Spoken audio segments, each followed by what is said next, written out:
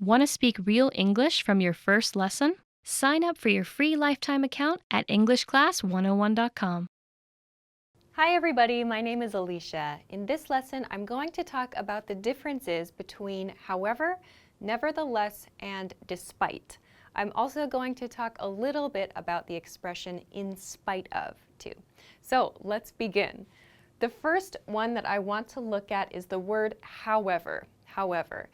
Let's take a look at three different ways we can use however. First, however can mean on the other hand or but. It's like a more formal way of saying but, something kind of more polite than just but.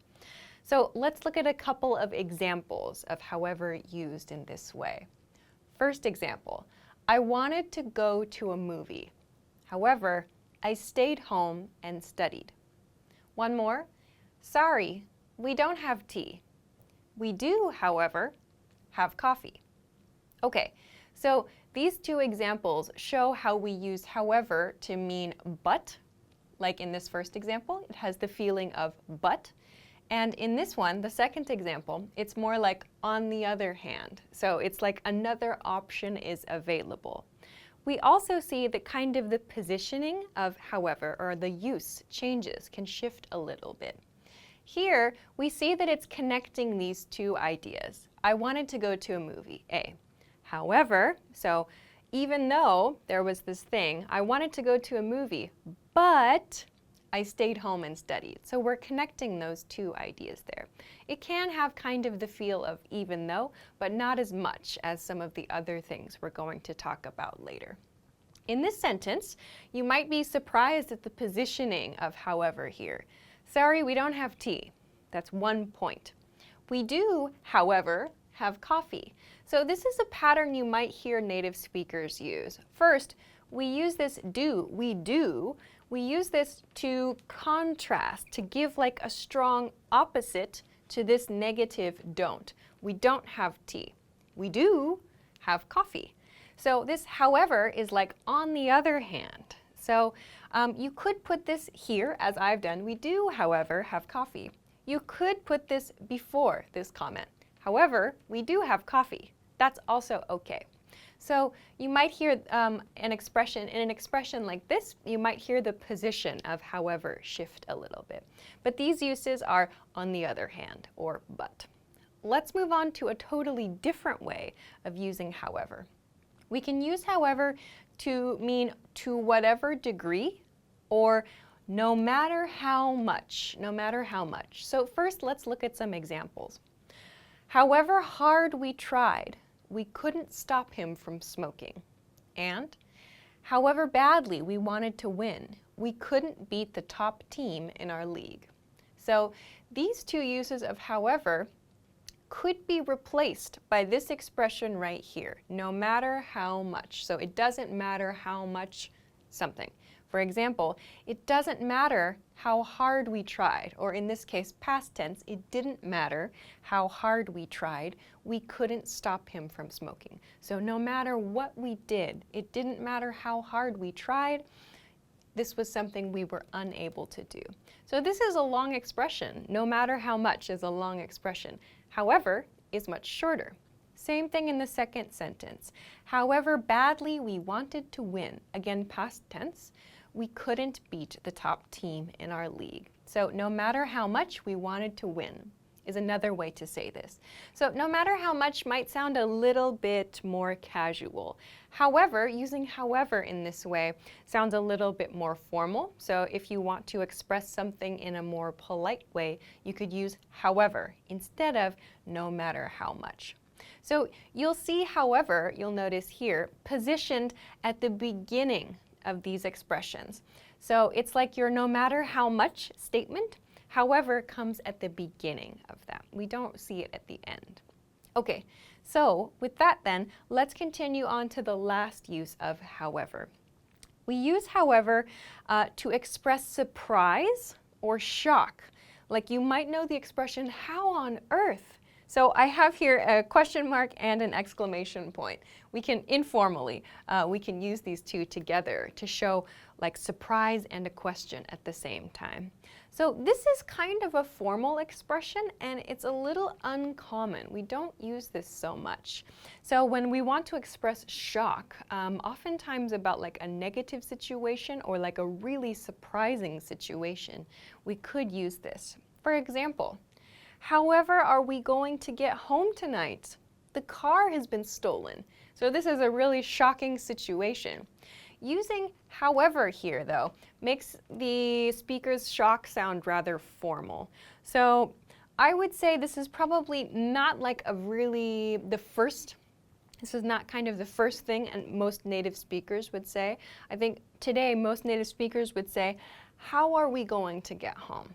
However, there are some cases where however could be used to express shock like this, like a really formal shock. However are we going to get home? You can think of this like, how on earth are we going to get home? So it really kind of elevates, it levels up that shock and surprise feeling. One more example. However did you find the answer to this question? So again, surprise, kind of shock. We really want to know, how on earth did you find the answer to this question? I'm really surprised. However did you find?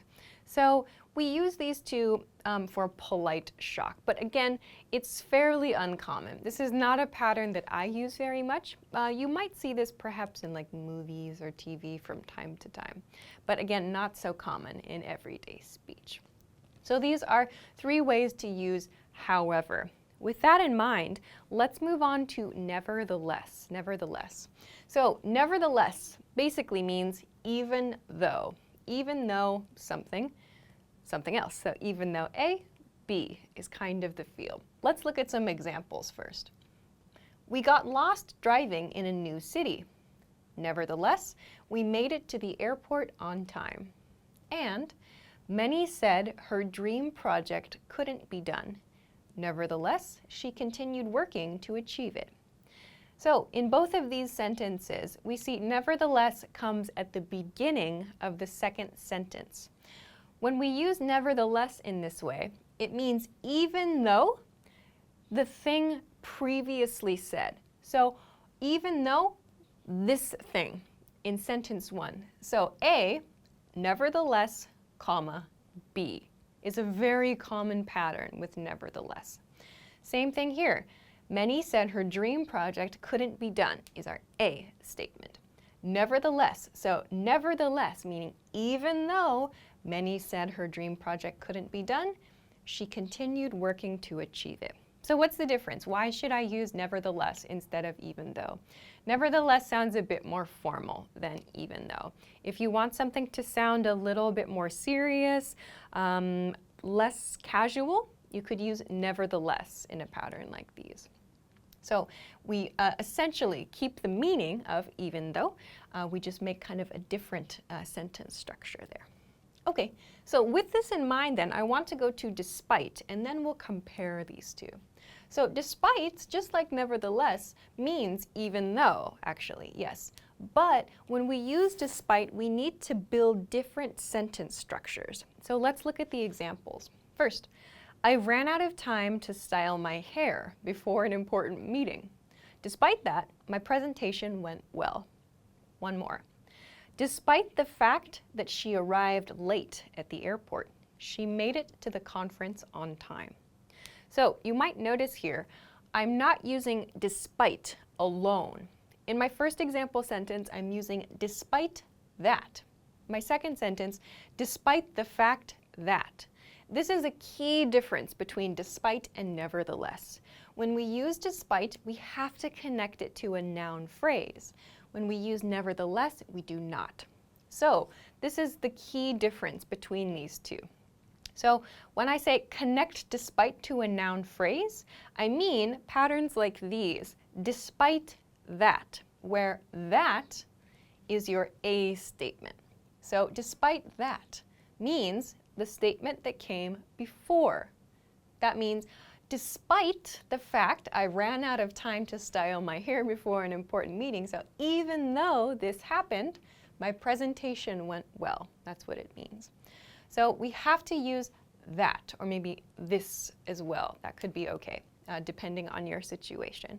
So we have to use that. We cannot use just despite. We can't do that. We must include that noun phrase. So some common examples of that, as I said, despite that, or despite the fact that, as I've done here, or just despite A, B. So I don't have an example sentence here, but we could change one of these sentences to use just despite at the beginning of the sentence. So for example, despite my favorite donut shop being open every day, I didn't go this morning, for example. So you could make an example sentence, or you could make a sentence, an A statement here, and attach it directly to despite. But essentially, it has to be some kind of noun phrase. We need to use something in direct connection to despite here. So this is a key difference with nevertheless. So we always follow nevertheless, or I'm sorry, we always introduce our A point and then introduce nevertheless. So it's like A, nevertheless, B. It will always follow that pattern. So one more point I want to mention here is the very closely related in spite of, in spite of. So in spite of, we can actually use this to replace despite. They have the same meaning, the same function. Just be careful. We use in spite of as a phrase, as a set phrase, to mean despite. So for example, in spite of that, or in spite of the fact that, or in spite of A, B. So if you want to use in spite of, you can replace despite with in spite of.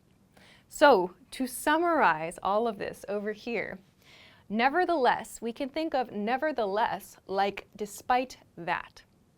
Then we can think of despite as equal to in spite of. And we can think of nevertheless as in spite of that.